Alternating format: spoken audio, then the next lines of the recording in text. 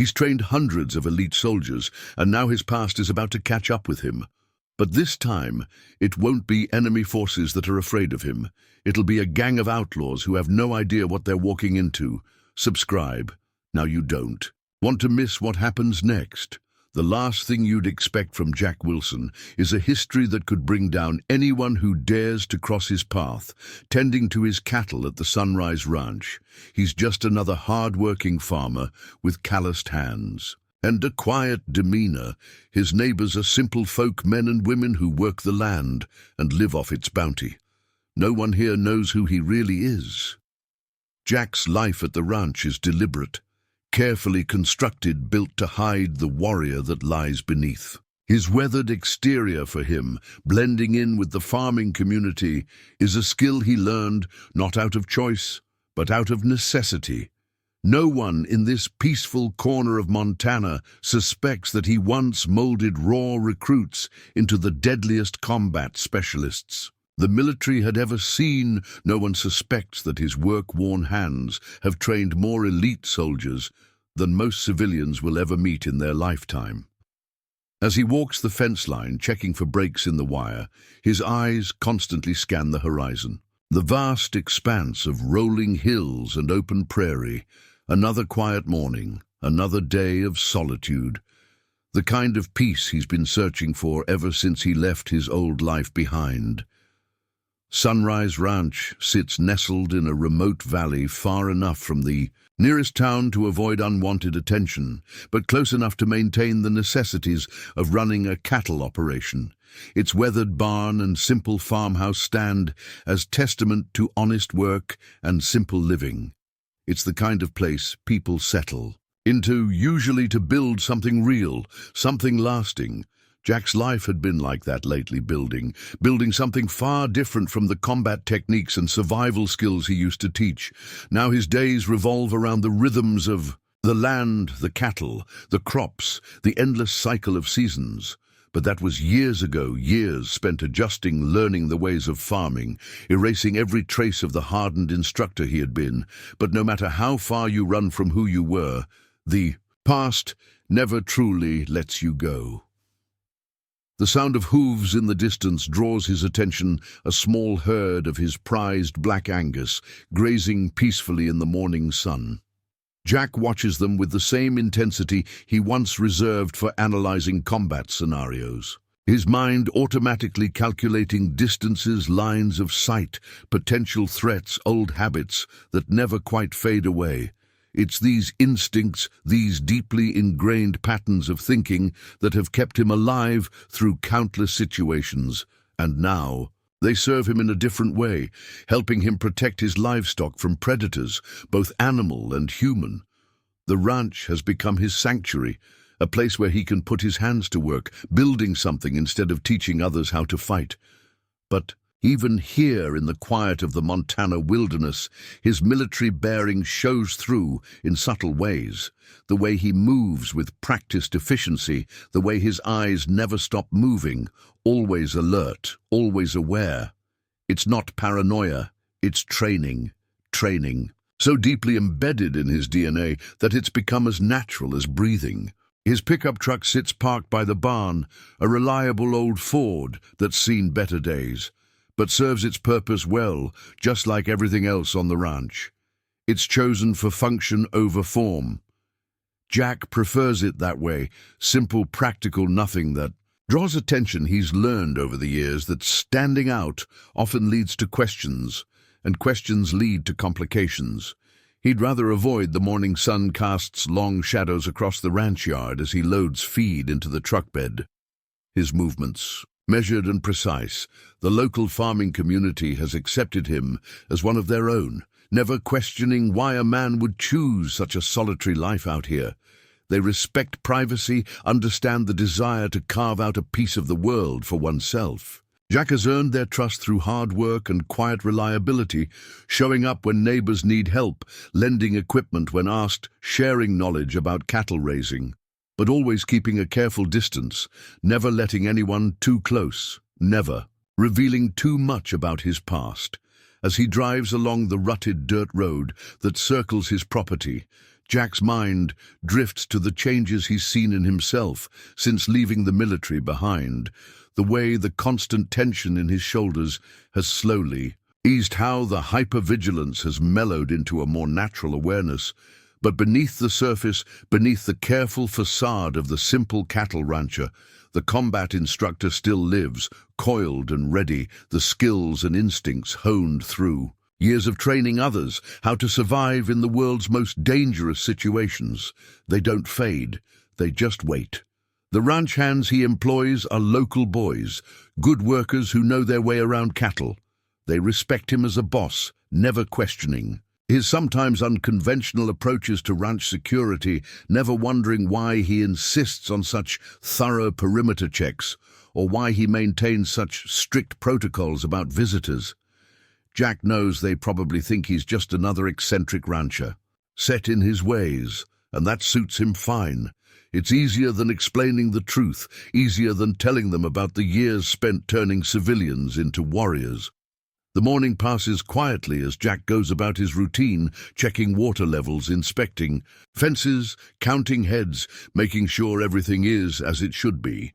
But even in these mundane tasks, his military training shows through in the methodical way he approaches each job, the careful attention to detail, the constant awareness of his surroundings. It's these habits formed in another life that make him an excellent rancher, even if they come from a place his neighbors would never understand. Beneath Jack's quiet demeanor lies a history that few would believe, a past filled with training missions, combat scenarios, and the responsibility of shaping soldiers into elite warriors, before he found solace in the wide open spaces of Montana. Jack Wilson had been Master Sergeant Wilson, one of the military's most respected hand-to-hand combat instructors. His name spoken with reverence in training circles, his methods legendary among those who survived his grueling courses. The memories surface occasionally like shadows passing across the sun, glimpses of training grounds echoing with the sound of combat boots on packed earth, the sharp commands, the intensity of molding raw recruits into hardened fighters. Jack had excelled at it, possessed a natural talent for spotting weaknesses and turning them into strengths. His training programs had become the standard by which others were measured, producing some of the most effective combat specialists in the field. His specialty had been close-quarters combat, the brutal, intimate work of hand-to-hand fighting. He'd taught thousands of soldiers how to survive when all other options were exhausted, how to turn their bodies into weapons, how to think tactically. Even in the chaos of close combat, the techniques he developed were still being taught in special forces training programs across the country, though few knew the name of the man who created them. Jack had preferred it that way. Even then, keeping to himself, letting his work speak for itself. The scars on his hands tell stories of those years, countless hours spent demonstrating holds, breaks, and strikes, the calluses now masked by newer ones earned from ranch work, but still there underneath. A testament to a life spent teaching others how to survive. Jack flexes his fingers as he repairs a section of fence. The muscle memory still there, the knowledge of exactly how much pressure it takes to incapacitate an opponent never really goes away. It's not something he thinks about consciously anymore, but it's there like a well-worn tool, kept sharp and ready. Sometimes in the quiet moments when the sun is setting over the Montana hills, Jack remembers the faces of the soldiers he trained. Young men and women who came to him soft and uncertain, leaving harder, stronger, ready to face whatever waited for them in the field. He wonders sometimes how many of them are still out there, how many used his teachings to stay alive in moments. When everything hung in the balance, he hopes they remember the lessons, not just the techniques, but the mindset, the awareness, the understanding that survival often comes down to split-second decisions.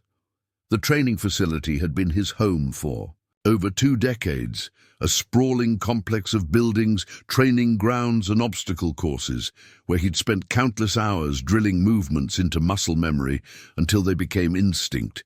He'd earned a reputation for being tough but fair demanding. excellence, but never asking more of his students than he demanded of himself. The respect he commanded came not from fear, but from competence, from the absolute certainty that every technique, every principle he taught had been tested and proven.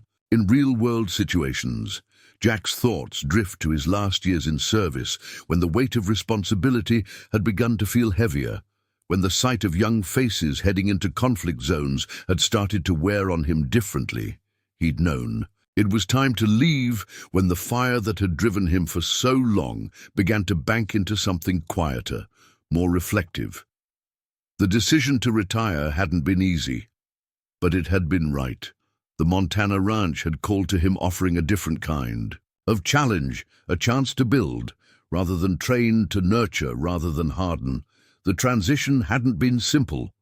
Trading the structured environment of military life for the unpredictable rhythms of ranching had required its own kind of adaptation. But Jack had approached it with the same methodical dedication he'd brought to combat training, learning everything he could about cattle, raising soil, management, weather patterns. He'd applied the same attention to detail, the same commitment to excellence that had marked his military career. The results showed in his thriving herd, in the well-maintained fences, in the precise organization of his operation. His military pension sits mostly untouched, in an account rarely thought about. The ranch provides what he needs, and the simple life suits him. The complexity of his past feels distant here, among the cattle and endless sky, but the training never really leaves him. It shows in the way he plans his days, in the contingencies he maintains for every aspect of ranch operations, in the security measures that might seem excessive to others, but to him are simply common sense. The habits of a lifetime, spent preparing for worst-case scenarios, don't disappear. They just find new applications. There are moments when the past feels closer, when the sound of a helicopter passing overhead or the distant crack of a hunter's rifle brings everything rushing back. The muscle memory, the tactical awareness, the instant readiness for action.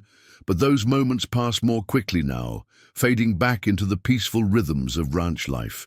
Jack has found a different kind of satisfaction in this work, in the tangible results of his labor, in the simple, honest fatigue at the end of a day spent working the land. The combat instructor still lives within him, the knowledge, the skills, the instincts, carefully honed over decades of service. They're part of who he is, as fundamental as breathing, but now they rest easier, tempered by the peace he's found in this new life. The transition from warrior to rancher hasn't erased who he was. It's simply added new layers, new understanding, new purpose. Jack Wilson may look like just another Montana rancher to the outside world, but beneath the weathered exterior lies a man who knows exactly what he's capable of, who carries within him a lifetime of knowledge that most people will never understand. Sometimes late at night, when the ranch is quiet and the stars spread across the Montana sky like diamonds scattered on black velvet, Jack sits on his porch and reflects on the path that brought him here, the years spent forging warriors, the lives touched, the lessons taught. He doesn't regret leaving that life behind, but he's grateful for what it taught him about himself, about human nature, about the importance of being prepared for whatever life might throw your way. He knows that the skills he spent a lifetime developing are still there, waiting should they ever be needed, though he hopes they won't be. The first sign of trouble comes on a crisp autumn morning, as Jack makes his regular rounds, checking fences and counting cattle the marks in. The mud near the south pasture catch his eye, fresh tire tracks cutting across his land where no vehicle should be. It's the kind of detail most people would miss, but to Jack's trained eye, they tell a story. Someone's been watching his property, studying his routines, testing his security. He kneels down, examining the tracks with the same precision he once used to analyze enemy movements in training scenarios. The depth, the pattern, the spacing, all speaking to him in a language few would understand. These aren't the tracks of lost Tourists or local hunters. These are deliberate, calculated movements. Someone's been here multiple times, learning the layout of his land, his daily patterns, the rhythms of ranch life. His jaw tightens as he follows the trail, with his eyes noting how it skirts the tree line, avoiding the most visible approaches.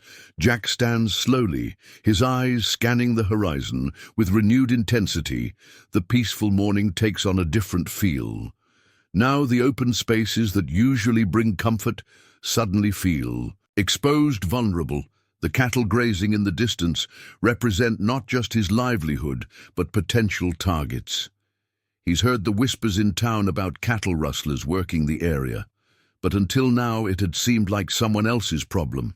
The tracks in the mud change everything, bringing a familiar tension back to his shoulders, the combat instructor in him awakening. The sound of an approaching vehicle draws his attention, a beaten-up truck he doesn't recognize, crawling along the county road that borders his property. They're not even trying to hide their interest now, driving slowly, studying his operation through dusty windshields. Jack watches them through narrowed eyes, noting details out of habit. 4 men in the cab, all wearing dark clothing, their posture, their way of moving, even at a distance, screaming trouble to his experienced gaze. These aren't random observers, they're professionals, or at least think they are. He continues his work, pretending not to notice them, maintaining the appearance of an ordinary rancher going about his daily routine. But his mind is already shifting gears, analyzing angles of approach, calculating response times, mapping out defensive positions, old instincts rising to the surface like muscle memory, the combat instructor in him automatically assessing threats and planning countermeasures, even as he loads hay into the back of his truck. The ranch has changed him, softened some of his harder edges, but the core of who he is remains. The truck passes by slowly enough for Jack to catch glimpses of the men inside, their faces hard set with purpose, their eyes scanning his property with too much interest to be casual observation. He recognizes the look, he's seen it before in training scenarios when teaching soldiers about threat assessment. These men are planning something, and his cattle aren't their only concern. There's something personal in the way they watch him, something that suggests this is more than just about stealing livestock. Throughout the day, Jack notices other signs: more tracks, fresh cigarette butts near his fence line, broken branches that speak of hidden observation, points they're getting bolder, more confident in their surveillance. He maintains his routine, but with a heightened awareness, every movement now serving 2 purposes: completing necessary ranch work while gathering intelligence on potential threats. It's a familiar dance, one he taught countless times in combat training courses. The art of appearing unaware while missing nothing. The local sheriff, Brady Thompson, stops by in the afternoon, a courtesy visit he calls it, but Jack sees the concern in his eyes, heard about some suspicious activity in the area. Brady says, leaning against his patrol car, trying to sound casual, but Jack catches the undertone of worry. These aren't your usual cattle rustlers. They're organized, professional. Got hit 3 ranches in the last month, clean operations, no witnesses. Brady's words confirm what Jack has already suspected, but there's more, something the sheriff isn't saying. You might want to consider hiring some extra hands, Brady suggests, his eyes scanning the horizon. You're pretty isolated out here.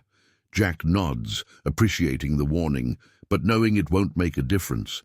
He's already preparing in his own way, falling back on years of training, assessing vulnerabilities, establishing defensive positions, planning for various scenarios. The ranch hands he employs are good men, but this isn't their fight, won't be their fight, if he can help it.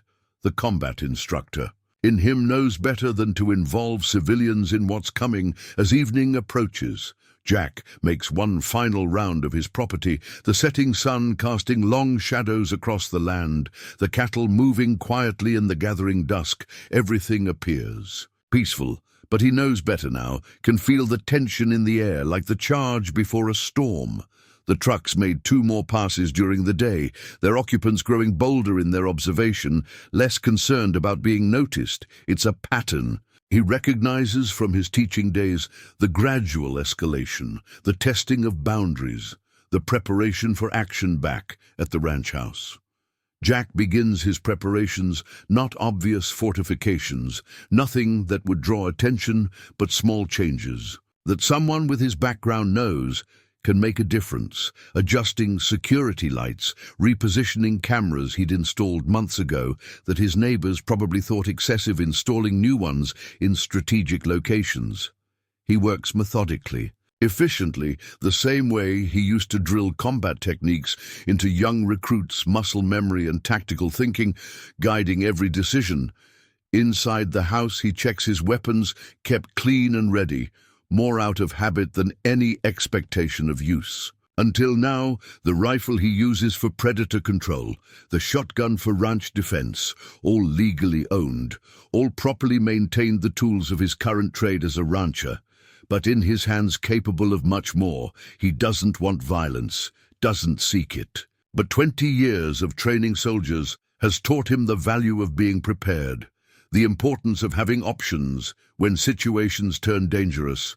Night falls, bringing with it a different kind of silence, the kind that speaks of waiting, of patience, of gathering storms. Jack sits on his porch, coffee in hand, eyes adjusted to the darkness, watching his land with the focus of a man who spent decades teaching others how to stay alive in hostile situations. The rustlers will make their move soon. He can feel it in his bones, the same way he used to sense when a training exercise was about to go live, when the controlled scenario was about to become something real, something dangerous.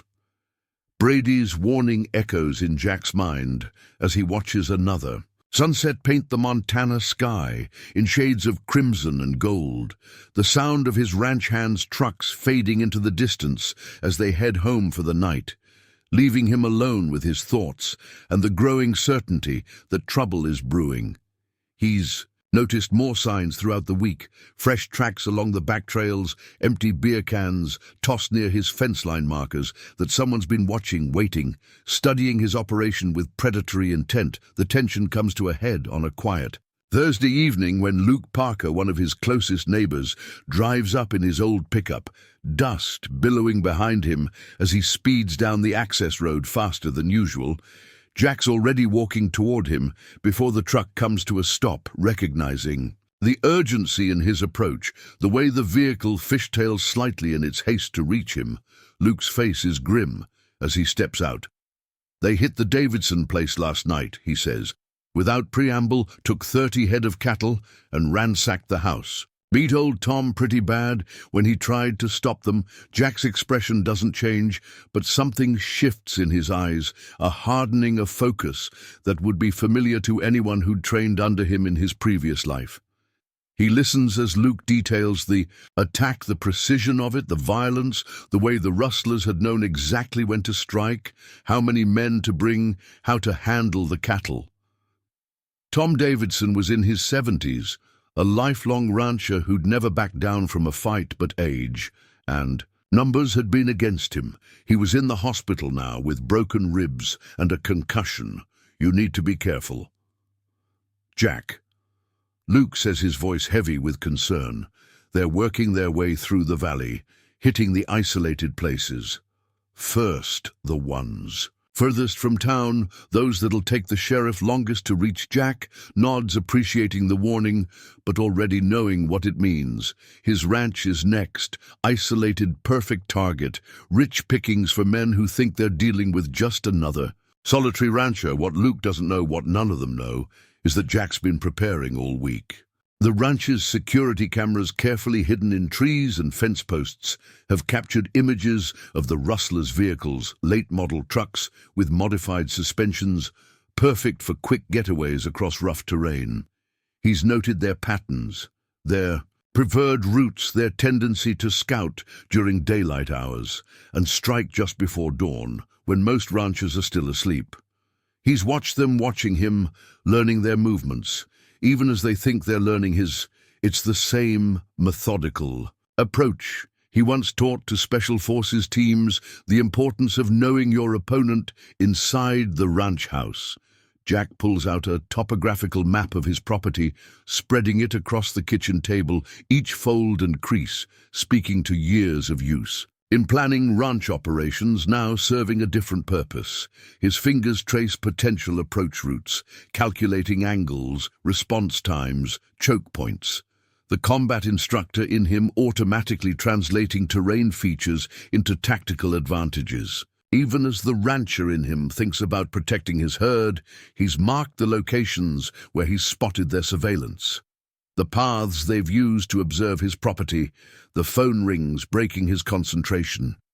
It's Brady, the sheriff's voice. Tight with concern, heard about Davidson, he says without preamble, we're stretched thin. Jack can't be everywhere at once. Jack listens, saying little but understanding what isn't being said. Law enforcement in these parts covers too much ground. With too few resources by the time help arrives, it's usually too late, especially for the outlying ranches like his. The sheriff's warning is clear. He's on his own out here, but that's nothing new to Jack. He's spent a lifetime teaching others how to handle situations. Exactly like this, as night falls, Jack begins implementing his plan, not fortifying the ranch that would be too obvious. Instead, he makes subtle changes, adjustments that appear normal to anyone watching, but serve specific tactical purposes, moving certain cattle to different pastures, adjusting the timing of his evening routines, positioning equipment in ways that seem random but create natural barriers and choke points. It's the kind of thinking he once drilled into Special Forces candidates, the art of preparing the battlefield without alerting the enemy.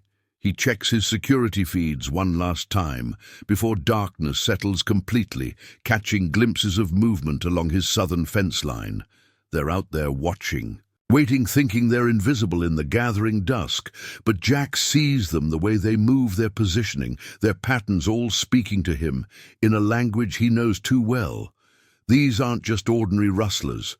They're organized professional, probably ex-military themselves, which might have been intimidating to most ranchers, but to Jack it just means they're predictable, operating on training. He knows intimately. The night grows deeper, bringing with it a silence that speaks volumes to experienced ears. Jack moves through his property with practiced ease, checking positions, adjusting equipment, making final preparations. His boots make no sound on the packed earth, his movements efficient, purposeful to anyone watching. He would appear to be just another rancher securing his property for the night. But each action serves a specific purpose, part of a larger plan drawn from years of combat instruction. The rustlers think they're dealing with an isolated rancher, vulnerable, alone, an easy target, but they're about to learn just how wrong they are. In the distance, a coyote calls its cry, echoing across the valley. But Jack's attention is focused on something else. The subtle signs of movement along his perimeter, the slight disturbance in the natural rhythm of night sounds that speaks of human presence. They're getting closer now, more confident in their surveillance, bolder in their approach. He continues his evening routine, giving no sign that he's aware of their presence, letting them think their patience, their planning is paying off, but in reality, they're walking into a scenario he's been carefully orchestrating since the first tracks appeared in his south pasture. The escalation comes faster than expected when Jack catches movement on his security feeds just after midnight. 3 trucks approaching from different directions, their headlights off, engines muffled, coordinated, professional. The kind of approach he'd seen countless times in training exercises they're using. The new moon to their advantage. The darkness providing cover as they converge on his property, the same tactics he once taught soldiers for nighttime operations now being used against him. Through his night vision scope, Jack watches them deploy 12 men total, moving with military precision, spreading out to secure the perimeter before moving toward the main cattle pens. Their movements confirm his earlier suspicions. These aren't ordinary rustlers. They're trained, organized, dangerous. He recognizes their formation, the way they maintain spacing and sightlines. Someone's taught them well, but not well enough. They're still making basic mistakes, the kind he would have drilled out of his students. In their first week of training, from his position near the barn, Jack observes their leader, tall, muscular, giving hand signals that speak of formal military training, probably special forces or something similar. The man moves with the confidence of someone used to command, used to having his orders followed, without question. In another life, Jack might have been the one training him. Now he's using that same training against him, watching as they methodically secure what they think is just another vulnerable ranch. The first sign that something's wrong comes when two of their men fail to report in on schedule.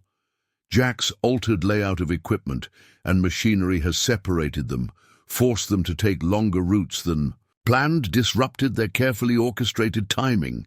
He can see the leader's frustration in the sharp gestures, the rapid hand signals, as he tries to adjust their plan on the fly, but it's already too late. The carefully coordinated operation is beginning to fragment exactly as Jack knew it would. In the darkness, Jack moves silently, years of training, making his footsteps ghost-like as he circles behind their position. They think they're hunting him, but in reality he's hunting them using their own tactics against them. He watches as they discover the first cattle pen empty.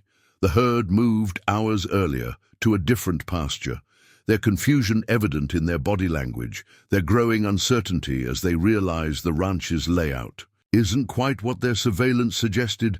The leader signals for them to push forward, to adapt their plan. But they're already off balance, their confidence shaken by the unexpected changes. Jack's modifications to the ranch, subtle but significant, have turned familiar terrain into something different, something challenging. Every piece of equipment, every fence line, every shadow now working against them, creating obstacles, channels, dead ends, the kind of psychological pressure he once used to test his own students. A whispered curse carries across the night air as one of their men stumbles into a hidden drainage ditch, part of Jack's normal irrigation system. But tonight, serving as an effective obstacle, another trips over a carefully placed length of chain, their professional demeanor cracking as the ranch itself seems to work against them.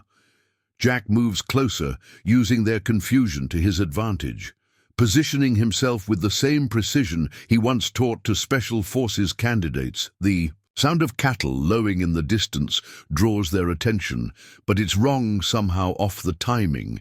Irregular, unnatural. Jack's recorded the sounds, earlier playing them now through hidden speakers, creating confusion about the herd's actual location. It's a simple trick but effective, especially against men. Too confident in their own abilities, too sure of their intelligence, too convinced of their tactical superiority. They're starting to bunch up now, losing their spacing, making mistakes that no trained operative should make. Their leader realizes something's wrong. His hand signals becoming more urgent, more frustrated as he tries to regain control of the situation. But his men are scattered now, their formation broken, their confidence shaken. They're still dangerous, perhaps more so in their growing anger, but they're no longer the smooth professional unit that arrived at his ranch. They're becoming reactive, emotional. Exactly the state Jack used to warn his students against. Jack watches as they regroup near the main barn, their frustration evident in their harsh whispers, their aggressive movements. They're not used to plans going wrong, to targets not behaving as expected. He can read their body language, see the growing tension, the uncertainty. They came expecting an easy score. Instead, they've found themselves caught in a situation they don't fully understand, facing an opponent they've severely underestimated. The leader's voice carries clearly. Now abandon stealth for direct action. Get the damn cattle and get out. His words betray his frustration, his growing awareness that something isn't right, but it's too late. They're already caught in Jack's carefully prepared scenario. Their training working against them as they follow predictable patterns, fall into predictable responses. He knows what they'll do next because he helped write the playbook they're following. Jack moves again, silent, purposeful, every step calculated as he prepares to spring the trap he's set, watching as the rustlers fall deeper into his carefully orchestrated scenario. They think they're still in control, still the predators, but that illusion is about to shatter. These men are trained dangerous, but they're about to learn that there are different levels of training, different depths of experience, and they've made the mistake of challenging someone who spent decades teaching others how to think, fight, and survive in exactly these kinds of situations. The first direct confrontation comes suddenly, unexpectedly, as two of the rustlers round the corner of the barn, walking straight into Jack's carefully prepared position. Their professional demeanor cracks just for a moment, surprise registering on their faces at finding someone waiting for them in the darkness, especially someone who doesn't show any sign of fear or uncertainty.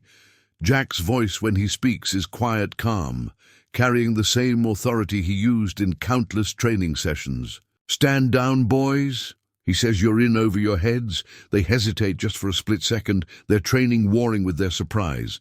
And in that moment of hesitation, Jack moves with a speed and precision that speaks of decades of experience before. Either man can reach for their weapons. He's already in motion, his hands moving in practiced patterns developed over years of teaching close combat techniques. The first man goes down hard, a precise strike to the solar plexus, followed by a sweep that takes his legs out from under him. The second rustler recovers quickly, reaching for a knife, but Jack's already inside his guard, turning the man's own movement against him, using momentum and leverage in ways he'd demonstrated thousands of times. On training mats across the country, the knife clatters to the ground as its owner joins his companion. Both men disabled with clinical efficiency, neither seriously injured, but both very much out of the fight. It's the kind of takedown he used to demonstrate to his students the importance of neutralizing threats quickly, efficiently, without unnecessary force. The sound of the brief scuffle draws attention. Two more rustlers appearing from around the barn, weapons drawn, but Jack's already moving, melting into the shadows, using the terrain and buildings the way he taught countless soldiers, positioning himself to maintain tactical advantage. Their training works against them now as they follow standard search patterns, making them predictable. To someone who helped develop those very patterns, the night air carries their harsh whispers, their growing uncertainty as they realize something's very wrong. Jack circles behind them, his movements silent, deliberate, every step placed with the precision that comes from years of practice. He can read their body language, see the tension building as they realize their opponents aren't where they should be. Nothing about this operation is going according to plan. The leader's voice carries from somewhere. Near the cattle pens, sharp commands trying to regain control of a situation that's rapidly spinning beyond his grasp. But his men are scattered now, their coordination broken, their confidence shaken, moving like a shadow. Jack systematically begins to dismantle their operation one man at a time, using techniques he spent years perfecting and teaching, each takedown precise, efficient, designed to neutralize without causing permanent injury. It's like running a training exercise, except this time, the stakes are real. Each movement, each decision carrying real consequences. The rustlers are trained professionals, but they're facing someone who spent decades teaching others how to think and fight at a level beyond their experience. The leader's growing frustration becomes evident in his voice as more of his men go dark, failing to respond to his radio calls. Jack can hear the edge of uncertainty creeping in as the man realizes his carefully planned operation is falling apart. He's losing control of the situation, losing his people to an unseen opponent who seems to anticipate their every move, who turns their own tactics against them with devastating effectiveness. It's the kind of scenario Jack used to create for his advanced students, teaching them how quickly control can be lost when facing a superior opponent. Two more rustlers go down in quick succession near the equipment. She'd caught completely off guard by Jack's approach from an angle their training told them was impossible. their weapons useless against someone already inside their defense perimeter, someone who moves with the kind of confidence that comes only from countless hours of practice and real-world experience. Jack's techniques are precise, economical no wasted movement, no unnecessary force, just the clean, efficient application of skills honed over decades. The remaining rustlers are starting to bunch up now, abandoning their tactical spacing in favor of mutual support. It's a natural response to uncertainty, but one that Jack had warned against in countless training sessions, making them easier targets. More predictable in their movements, he uses their growing fear against them, letting them catch glimpses of movement, orchestrating their responses, herding them exactly where he wants them, their training falling apart in the face of an opponent who seems to materialize out of nowhere, striking without warning before disappearing again. Even their leader is showing signs of strain, his commands becoming shorter, more urgent, as he tries to regain control of a situation that's slipping through. His fingers, Jack can hear the edge in his voice, the growing realization that they've stumbled into something far different from what they expected. They came looking for an easy target, finding instead someone who moves through the darkness like a ghost, who turns their own tactics against them with devastating effectiveness, who seems to know not just their playbook, but the thinking behind it. Jack continues his systematic dismantling of their operation, moving with the same methodical precision he once used to demonstrate combat techniques to his students, each engagement brief, decisive, leaving no room for extended confrontation, no chance for their superior numbers to come into play. It's a demonstration of everything he once taught about, the importance of speed, surprise, and tactical superiority. The rustlers are learning the hard way that there are different levels of training, different depths of experience, and they've challenged someone far beyond their capabilities. The game-changing moment comes without warning as a familiar voice cuts through the darkness. Ray Anderson, former Special Forces current leader of this band of rustlers, his voice carries a mix of anger and dawning recognition. Master Sergeant Wilson, his words slice through the night air, heavy with implications. Son of a bitch, I should have known the moment things started going wrong. Jack freezes for just a moment, memories flooding back of a young soldier, eager, aggressive, but undisciplined, who'd washed out of his advanced combat course years ago. A burst of radio chatter breaks the silence, Anderson barking new orders to his remaining men, his voice carrying an edge of desperation, mixed with personal vendetta. Fall back and regroup defensive positions. Now he's no longer just trying to steal cattle.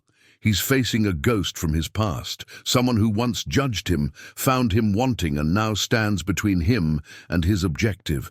Jack can hear the change in his voice, the way personal grudge overrides professional judgment, exactly the kind of emotional response he used to warn his students against. The stakes shift dramatically as Anderson's voice carries across the ranch yard. You cost me my career.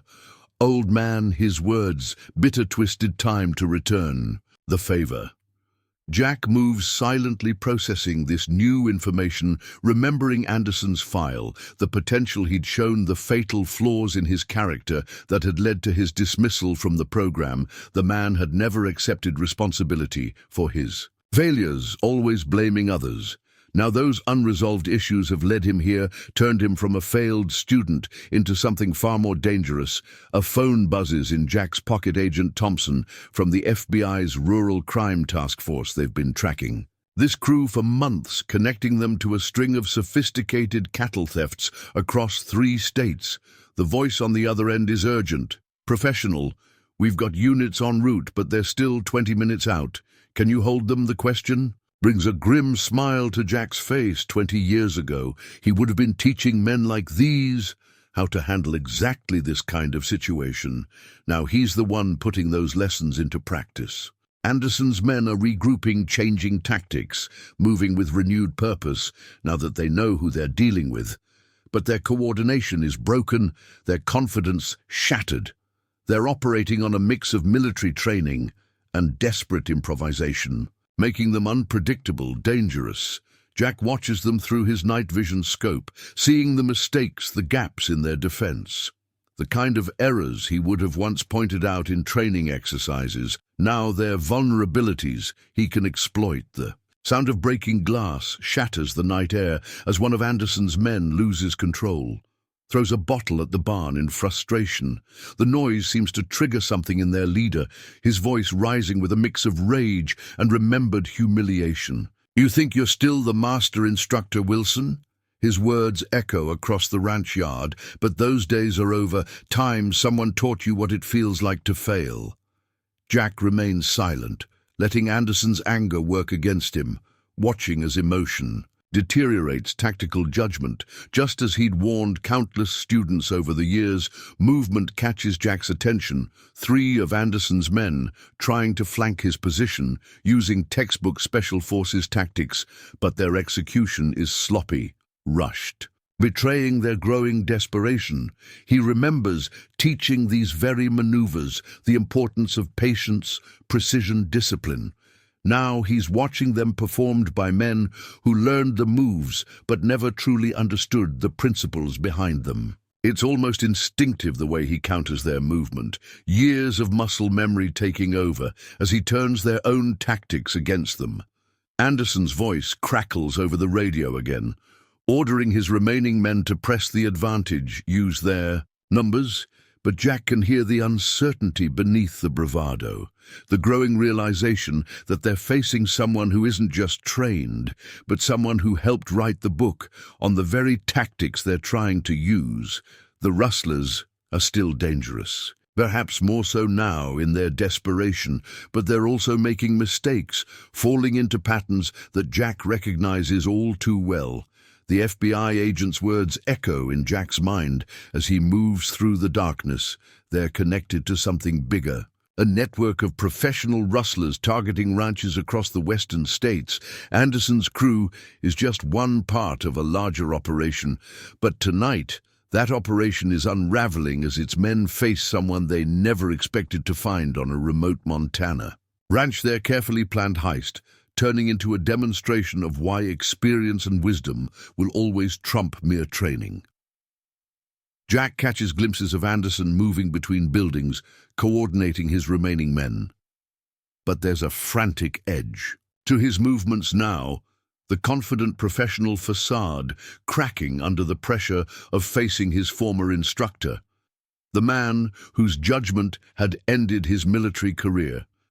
This isn't just about stealing cattle anymore.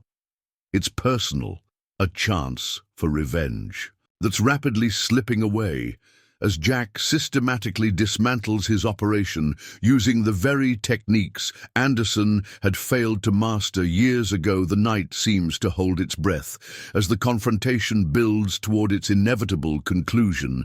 Anderson's men growing more desperate, their movements less coordinated, their tactics deteriorating into increasingly risky maneuvers. Jack maintains his discipline, his focus remembering all the times he'd warned students about letting emotion override training. Now he's watching those lessons play out in real time as his former student's operation falls apart under the pressure of facing someone who knows not just the moves, but the thinking behind them. The breaking point comes suddenly, violently, as Anderson's remaining men begin to crack under the pressure. 3 of them make a desperate rush toward the main barn, abandoning any pretense of tactical movement, their frustration overriding their training. It's exactly the kind of mistake Jack would have once used as a teaching example of what happens when discipline fails, when emotions override judgment. He moves to intercept them. His actions, automatic, practiced, developed through years of teaching close combat techniques. The first man goes down hard, a precise strike to the knee, followed by a shoulder lock that leaves him gasping in the dirt.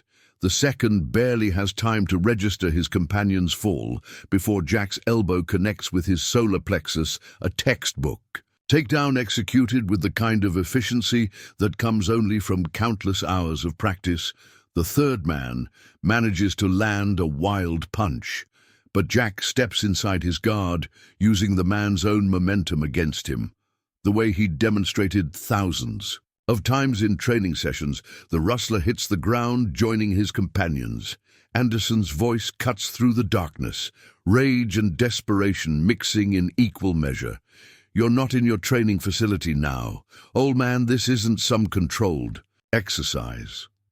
Jack moves silently, tracking the voice, remembering the young soldier who'd shown such promise before his arrogance. His inability to follow orders had led to his dismissal. The man had talent, but never learned the most important lessons. About discipline, about controlling his emotions. Now, those same flaws are leading him to make critical mistakes. The remaining rustlers are scattered. Their coordination shattered, their confidence broken. They're still dangerous men trained in combat. But they're operating on instinct now, their professional demeanor cracking under the pressure of facing someone who seems to anticipate their every move, who turns their own tactics against them with devastating effectiveness. Jack continues his systematic dismantling of their operation, each movement precise, calculated, the product of decades spent teaching others how to think and fight in exactly these kinds of situations. Another rustler charges from behind a tractor, his boot steps heavy, telegraphing his approach the way Jack had warned countless students against. He sidesteps the attack smoothly, efficiently, using the man's momentum to send him sprawling. The takedown is clean, professional. No wasted movement, no unnecessary force. Just the precise application of techniques honed through years of practice. The kind of move he'd demonstrated countless times but never expected to use on his own. Ranch Anderson's frustration boils over as another of his men goes dark, failing to respond to his radio calls. "You think you're still the master instructor?" he shouts into the night, his voice carrying an edge of hysteria. "But you're just an old man playing rancher." Jack remains silent, letting Anderson's anger work against him, watching as emotion continues to deteriorate tactical judgment. It's a scenario he's seen play out before in training exercises. Now it's happening for real. The consequences far more serious than any training mat injury. The sound of approaching vehicles catches Jack's attention. FBI response teams finally arriving, but Anderson hears them too, his desperation reaching new heights as he realizes his window of opportunity is closing. 3 of his remaining men make a final coordinated push toward the cattle pens, but their movements are rushed, sloppy, betraying their growing panic. Jack intercepts them with the same methodical precision he's shown all night, neutralizing each threat efficiently, professionally, the way he taught countless others to handle high-stress situations. Anderson himself emerges from behind the barn, his military training evident in his stance, but his discipline shattered by rage and remembered humiliation. "You ruined everything, old man," he snarls, raising a weapon, but Jack's already moving, closing the distance before Anderson can bring the gun to bear. The takedown is textbook perfect. The same technique he'd tried to teach Anderson years ago now, used to disarm him. The irony isn't lost on Jack as his former student hits the ground hard, the gun skittering away into the darkness. "You never learned the most important lessons," Jack says, quietly, securing Anderson with practiced efficiency. It was never about the techniques, it was about discipline. About control. Anderson struggles briefly, but the fight's gone out of him, his operation in ruins, his men scattered or disabled around the ranch yard, the sound of FBI vehicles growing closer as they approach the property, the night silence broken by the crunch of tires on gravel. Jack stands watching as the first FBI vehicles arrive, their headlights cutting through the darkness, illuminating the aftermath of the confrontation. Agent Thompson steps out, taking in the scene with professional appreciation, his eyes moving from the disabled rustlers to Jack's calm demeanor. "You've been busy," he observes dryly, checking Anderson's restraints. "Looks like your old training came in handy."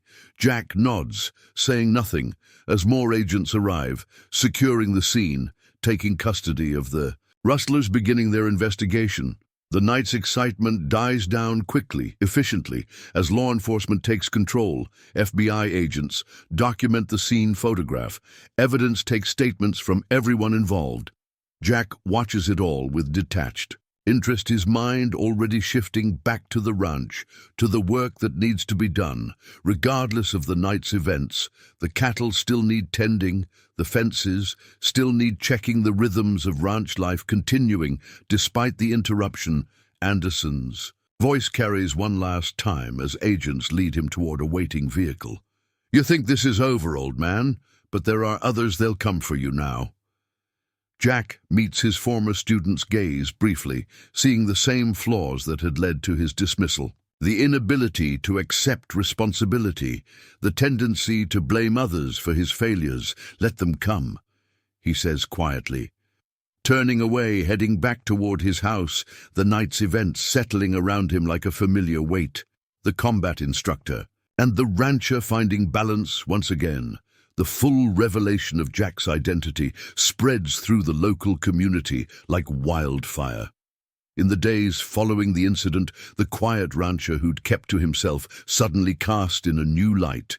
As details of the confrontation emerge, the local diner buzzes with conversation as neighbors piece together the story of how one man had systematically dismantled a professional criminal operation using skills gained from decades of military service. The regulars who'd known Jack for years see him differently now, understanding the subtle signs.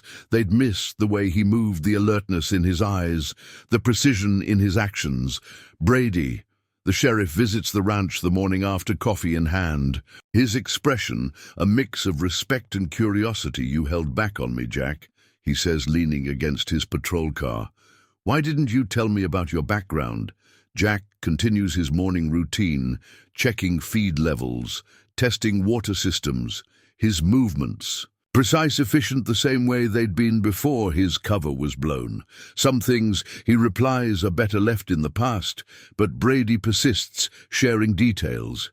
He's learned from his FBI contacts about Jack's service record, his reputation as one of the military's top combat instructors, the lives he'd shaped, the soldiers he'd trained. The FBI's investigation reveals the full scope of Anderson's operation, a sophisticated network of cattle rustlers targeting ranches across multiple states. Agent Thompson returns to the ranch with updates, photographs, documents, evidence of a criminal enterprise that had been growing bolder, more aggressive with each successful theft. What they hadn't counted on, he tells Jack, was running into someone with your particular skill set. The agent's words carry a note of admiration, but Jack simply nods, continuing his work. The past might have caught up with him, but he's still first and foremost a rancher. Luke Parker stops by bringing news from town, stories spreading about the night's events, embellished with each telling, but the core truth remaining the same. Their quiet neighbor, the man they'd known only as a hard-working rancher, had been something more, had carried within him skills and knowledge that had turned the tables on a dangerous criminal organization. "You're a legend now, Jack," Luke says, grinning, but Jack shakes his head. "Just a rancher," he replies, who happened to remember some old training, but they both know it's more than that. The precision, the efficiency, the tactical thinking that had turned his ranch into a trap for overconfident predators' ward spreads beyond the local community, reaching other ranchers in the region who'd lost cattle to Anderson's crew. They visit, some seeking advice, others simply wanting to meet the man who'd single-handedly stopped the rustlers. Jack receives them all with the same quiet courtesy, the same focus on the practical aspects of ranch security, but he deflects questions about his past, preferring to discuss fencing techniques, camera placements, the mundane but essential elements of protecting livestock in the modern age. The younger ranch hands who work his property look at him differently now, watching his movements, studying his actions with new understanding. They see the purpose behind his methodical approach to ranch work, the way he organizes tasks, maintains equipment, positions, resources, nothing wasted, nothing random, every decision serving multiple purposes. They begin to recognize the tactical thinking that underlies his ranching methods, the way he's adapted military precision to agricultural needs, Anderson's. Threats about others coming prove empty in the following weeks. The criminal network he'd been part of choosing to avoid the Montana Valley that now holds a deadly reputation. Jack continues his routine, the rhythms of ranch life unchanged by the revelation of his identity, but there's a new awareness in the community, a recognition that the quiet man who tends his cattle with such care is also someone who'd spent decades teaching others how to survive in the world's most dangerous situations. The FBI wraps up its investigation files, charges against Anderson and his crew. Agent Thompson makes one final visit to the ranch, sharing details about the network's collapse. How Jack's actions had provided the break they'd needed to dismantle the entire operation. But Jack's attention is already elsewhere, focused on a broken fence that needs mending, a water pump that's showing signs of wear, the immediate practical concerns of running a working ranch visitors to the Sunrise Ranch notice. Subtle changes in the weeks following the incident, not in Jack's demeanor, which remains as steady and professional as ever, but in the way the ranch itself feels.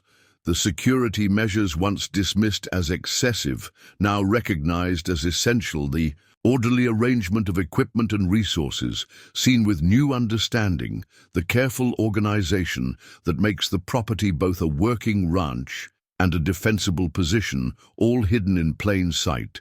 Just as its owner had been, Jack himself remains, unchanged by the attention, continuing his daily routines with the same quiet efficiency that has marked his time in Montana. The combat instructor lives within him, still evident in his movements, his awareness, his approach to problems. But it's integrated now, part of who he is as a rancher, the skills and knowledge of his past, finding new purpose in protecting and maintaining his land. His cattle, his chosen way of life. The autumn days grow shorter, the nights longer as the season changes. Bringing with it the promise of winter, Jack works steadily, preparing his ranch for the coming cold, his movements still carrying that subtle grace, that combination of precision and purpose that speaks to years of training. But it's tempered now by the rhythms of ranch life, the peaceful routine of caring for land and livestock, the quiet satisfaction of building something rather than teaching others how to fight. The immediate threat has passed, but Jack's world has shifted subtly in the wake of Anderson's failed raid. The careful separation he'd maintained between his past and present lives, blending into something new, something stronger. The combat instructor's precision merging with the rancher's practical knowledge, creating a unique approach to the challenges of running a working ranch in the modern age. His neighbors still stop by, still seek his advice, but there's a new depth to their conversations, a recognition that his expertise extends beyond cattle and crop management. The local farming community adapts to this new understanding, incorporating Jack's security suggestions into their own operations. Not just the obvious measures like cameras and lighting, but the subtle, tactical elements, the way he positions. Equipment creates natural barriers, maintains clear lines of sight. Without appearing to do so, they begin to see their own properties through different eyes, recognizing vulnerabilities, but also opportunities for protection, all while maintaining the practical functionality of working farms and ranches. Agent Thompson's words during his final visit linger in Jack's mind, the FBI agent sharing intelligence about other criminal networks operating in the region. None as immediate a threat as Anderson's crew, but all part of a larger pattern of organized, rural crime. Jack listens, absorbing the information with the same focused attention he once brought to military briefings, but his response remains practical, focused on the immediate needs of his ranch and community. The best defense he knows is maintaining the careful balance between vigilance and normalcy. The ranch itself seems different now, though nothing has physically changed. The security measures that once seemed excessive to visitors now recognized as an integral part of its design. The carefully maintained fences, the strategically placed cameras, the organized layout of buildings and equipment, all serving multiple purposes, protection and functionality woven together seamlessly the way Jack had always intended visitors see it now, not just as a working ranch, but as a model of modern agricultural security, their questions shifting from why to how. Brady stops by more frequently now, not just as the local sheriff, but as someone seeking to understand the principles behind Jack's approach to ranch security, the way he integrates defensive measures into normal operations without compromising the practical needs of running a cattle operation. Jack shares what he can, translating military concepts into civilian applications. Teaching without formally teaching, the way he'd always found most effective, the sheriff begins to implement some of these ideas across his jurisdiction, adapting them to protect other remote properties. The ranch hands who work Jack's property show a new appreciation for his methods, understanding now the reasoning behind his insistence on certain procedures. The way he organizes work patterns, maintains equipment, positions, resources. They begin to see the tactical thinking that underlies every aspect of ranch operations, recognizing how efficiency and security work together, each supporting the other, in ways they hadn't noticed before.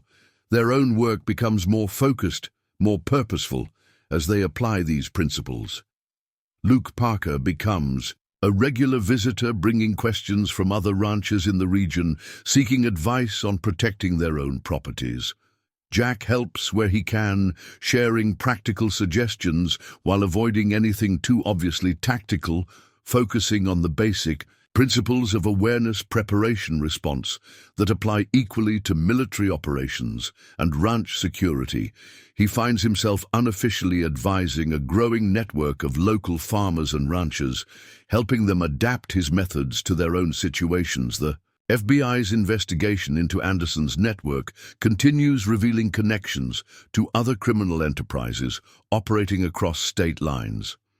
Agent Thompson keeps Jack informed, sharing updates during occasional visits, but Jack's focus remains local, centered on his ranch, his community, the immediate practical concerns of maintaining a working cattle operation in an increasingly complex world. He takes the information, absorbs it, adapts his security measures accordingly, but always within the context of normal ranch operations.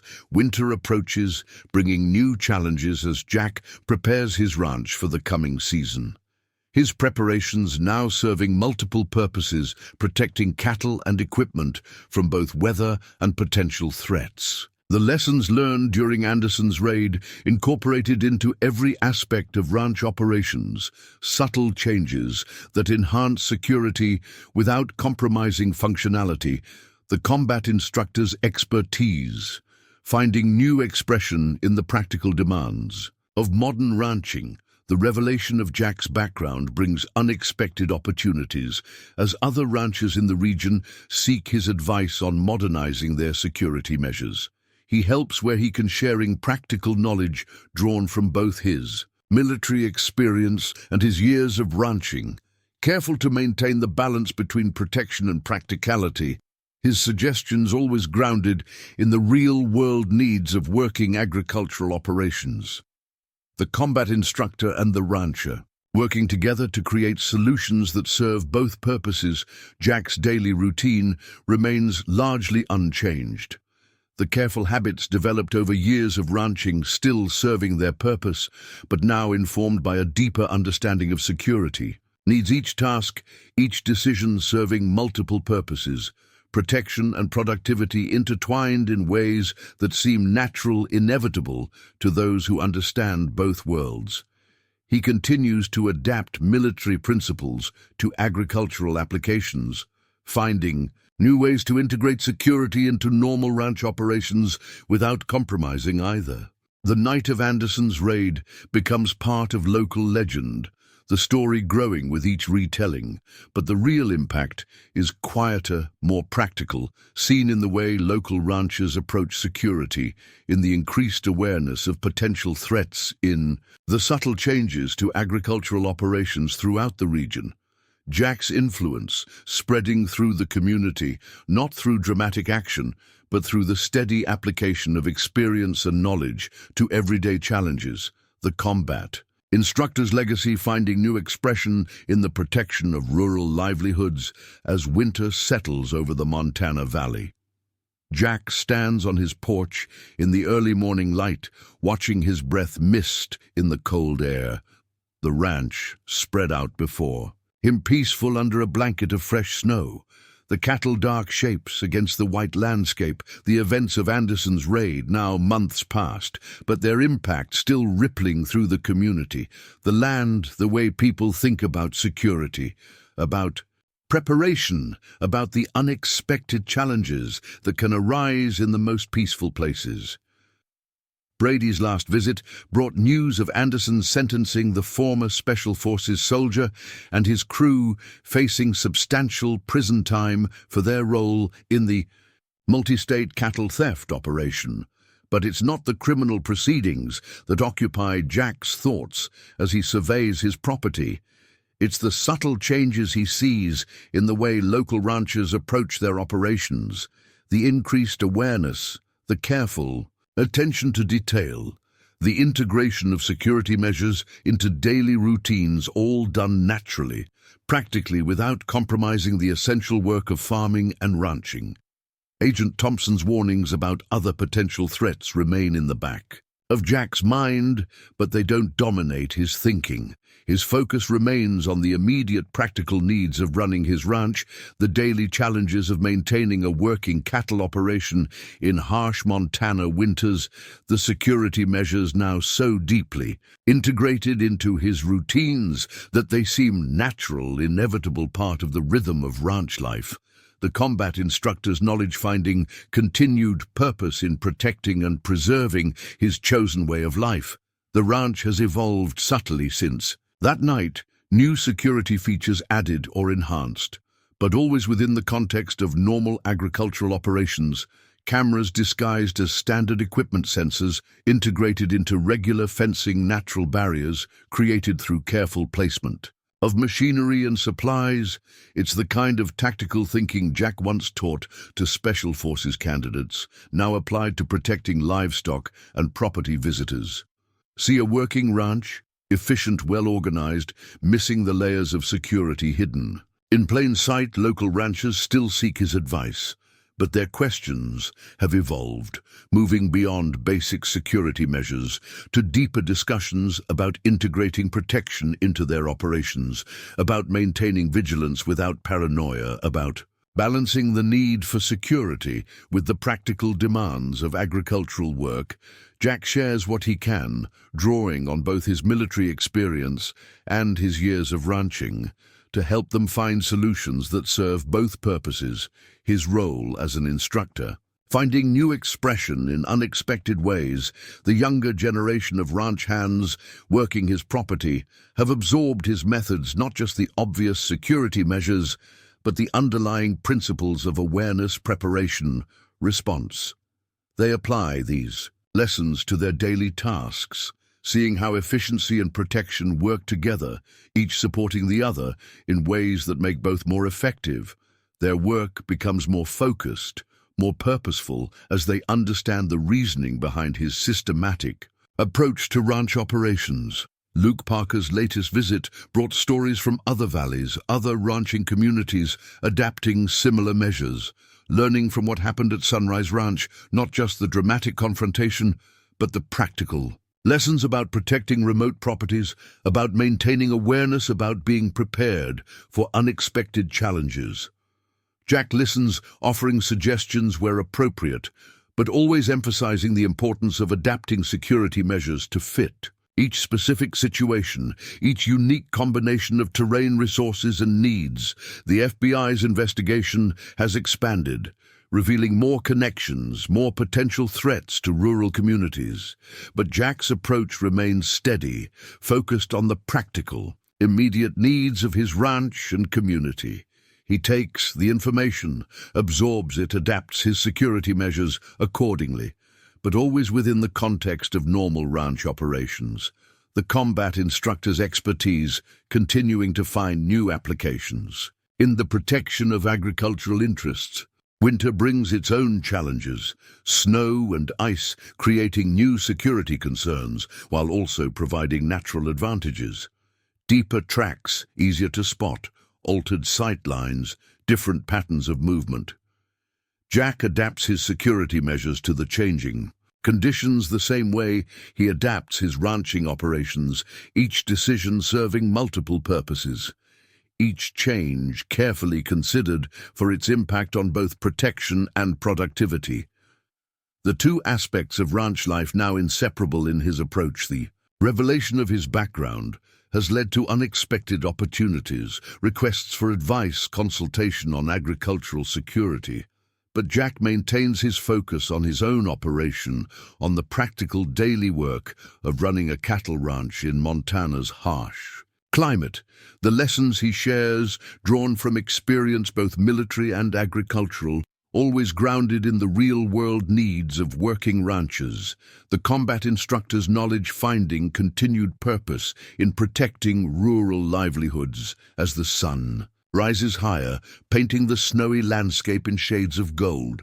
Jack reflects on the path that brought him here, the years of military service, the transition to ranching, the recent events that merged these two aspects of his life into something new, something stronger.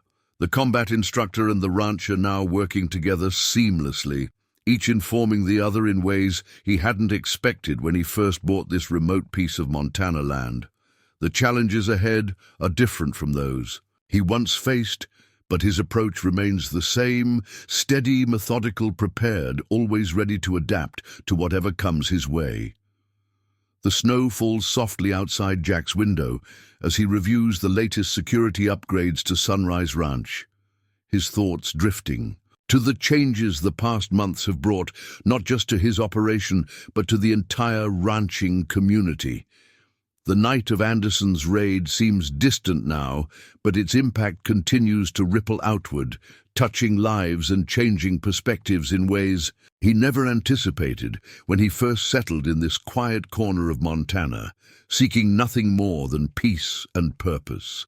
Agent Thompson's final report sits on his desk, detailing the full scope of the criminal network they'd uncovered. Anderson's operation, just one part of a larger pattern of organized rural crime. But Jack's attention is focused on more immediate concerns, the practical daily challenges of running a working ranch in winter, the security measures now so deeply integrated into his routines that they seem as natural as checking fence lines or monitoring water supplies. The combat instructor's expertise, finding continued purpose in protecting not just his own property, but helping others protect theirs. Brady's latest visit brought news from across the county, other ranchers implementing similar security measures, adapting Jack's principles to their own operations, finding ways to protect their livestock and property while maintaining the practical efficiency needed for agricultural work. It's a different kind of legacy than the one he left in the military, but one that brings its own satisfaction. Watching communities become stronger, more resilient, better prepared for whatever challenges might come their way. The ranch itself stands as a model of integrated security, every feature serving multiple purposes, every modification carefully designed to enhance both protection and productivity. Visitors see a well-organized, efficient cattle operation, missing the layers of tactical consideration hidden beneath the surface. It's the kind of subtle, effective security Jack once taught his military students, now adapted to civilian use, protecting rural livelihoods rather than military assets. Luke Parker stops by more frequently now, bringing questions and observations from other valleys, other ranching communities, learning from Sunrise Ranch's example, not just the obvious security measures, but the underlying principles of awareness preparation. Response: Jack shares what he can, drawing on both his military experience and his years of ranching to help them find solutions that fit their specific situations, his role as an instructor finding new expression in unexpected ways. The younger generation of ranch hands has embraced his methods, seeing beyond the immediate tasks to understand the reasoning behind his systematic approach to ranch operations.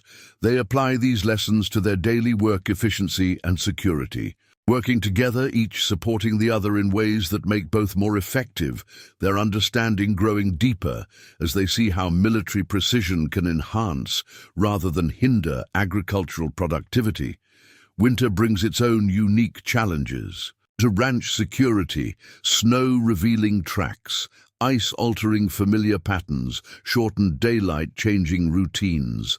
Jack adapts his measures accordingly, just as he adapts his ranching operations, each modification carefully considered for its impact on both protection and productivity. The combat instructor and the rancher working together to maintain the delicate balance between vigilance and normal agricultural operations. Requests for consultation continue to come in, ranchers seeking advice on modernizing their security measures, protecting remote properties, preparing for unexpected challenges. Jack helps where he can, sharing practical knowledge drawn from both his military experience and his years of ranching, always emphasizing the importance of adapting security measures to fit each specific situation, each unique combination of terrain resources and needs. The FBI maintains contact, sharing updates about potential threats to rural communities, but Jack's focus remains local, centered on his ranch, his community, the immediate practical concerns of maintaining a working cattle operation in an increasingly complex world. He takes the information, absorbs it, adapts his security measures accordingly, but always within the context of normal ranch operations, the lessons of his past, finding new purpose in protecting agricultural interests as evening approaches. Jack stands on his porch, watching the sun set over snow-covered fields, his breath misting in the cold air. The ranch spread out before him, peaceful, secure, the integration of his two lives, now complete, the combat instructor's knowledge and the rancher's practical experience working together to create something stronger than either alone. He's found his place, his purpose, helping others protect their way of life, while maintaining his own quiet existence in this remote corner of Montana. The story of Sunrise Ranch and its owner continues to spread, told in coffee shops and community meetings, shared among ranchers looking to protect their operations, adapted to fit different situations, different needs. But the core message remains the same: about being prepared, about maintaining awareness, about finding the balance between security and productivity. Jack listens to these stories when they make their way back to him, hearing how his experience, his knowledge continues to help others, even as he focuses on his own operation, his own challenges. Standing in the gathering dusk, Jack reflects on the path that brought him here, the years of military service, the transition to ranching, the recent events that merged these two aspects of his life into something new, something stronger. The challenges ahead are different from those he once faced, but his approach remains the same: steady, methodical, prepared, always ready to adapt to whatever comes his way. The combat instructor and the rancher now working together seamlessly, protecting not just his own piece of Montana, but helping others protect theirs. If you enjoyed this story, make sure to hit that like button, share with your friends, and subscribe to our channel for more inspiring tales like this one. Stay tuned, because you won't want to miss what comes next.